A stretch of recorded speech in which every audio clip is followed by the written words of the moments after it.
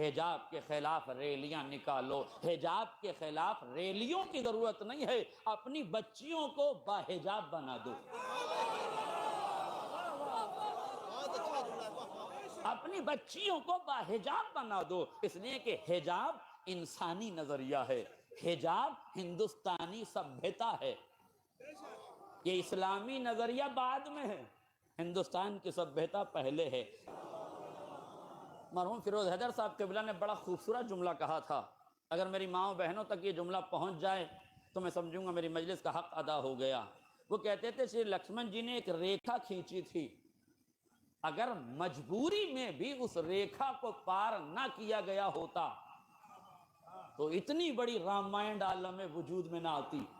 اس کا مطلب ہے کہ عورت کو اپنے کردار کی سیماؤں کو پہچاننا چاہیے، اس دائرے کے حدود کا اسے خیال رکھنا چاہیے، ورنہ مجبوری میں نکالے جانے والا قدم بھی مصیبتوں کو دعوت دینے سے نہیں روک سکتا.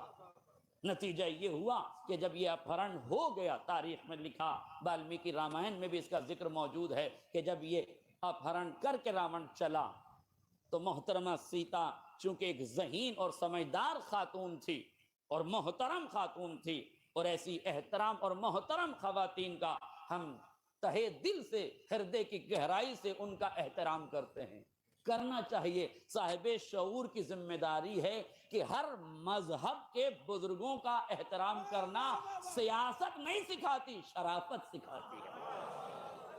کرنا چاہیے، شرافتوں کے پیمانے چھلکانے چاہیے. لہذا محترمہ ذہین تھی، اس لیے انہوں نے اپنی کبھی انگوٹھی اتار کے پھینکی، کبھی اپنا کڑا اتار کے پھینکا، کبھی اپنی جوتی اتار کے پھینک دی. کیوں؟ تاکہ پیچھے آنے والوں کو محسوس ہوتا رہے، نشانیاں اور یہ علامتیں انہیں ملتی رہیں. لہذا جب یہ ہو گیا، ادھر شری رام جی، شری لکشمن جی ہنومان جی کے ساتھ تینوں آدمی ڈھونڈنے کے لیے نکلے. تو اب رامائن میں یہ لکھا ہوا ہے کہ ہنومان جی نے انگوٹھی اٹھائی، لکشمن جی سے کہا یہ کس کی ہے؟ کہا یہ میری بھابھی کی ہے. پھر آگے چل کے انہوں نے کڑا اٹھایا، پوچھا یہ کس کا ہے؟ کہا یہ بھابھی کا ہے. آگے چل کے انہوں نے پیر کی جوتی اٹھائی، کہا یہ کس کی ہے؟ کہا یہ میری بھابھی کی ہے. آگے چل کے انہوں نے چوتھی چیز جو اٹھائی وہ ناک کی ایک نتھ اٹھائی.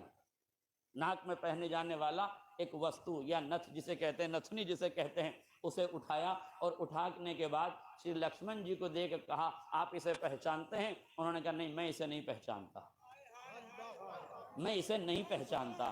شری رام جی نے دیکھا اور کہا کہ یہ تمہاری بھابھی کی ہے، پرنتو تم کیوں نہیں پہچانتے؟ اب شری لکشمن جی کا جملہ ہے، اگر کسی کے سمجھ میں آ جائے تو بہت بڑی بات ہے. وہ فرماتے ہیں برہتا شری، میں اپنی مریادہ کی سیماؤں کو جانتا ہوں، میرا دھرم مجھے بھابھی کے چہرے پہ نظر کرنے کی اجازت نہیں دیتا. میرے عزیزوں، برقع حجاب کا نام نہیں ہے، برقع لباس کا نام ہے. حجاب آنکھوں کی حیا کو کہتے ہیں، مزاج کی شرافت کو کہتے ہیں، نظروں کی مہانتا کا نام پردہ ہے، دنیا کی نیچتا کا نام پردہ نہیں ہے.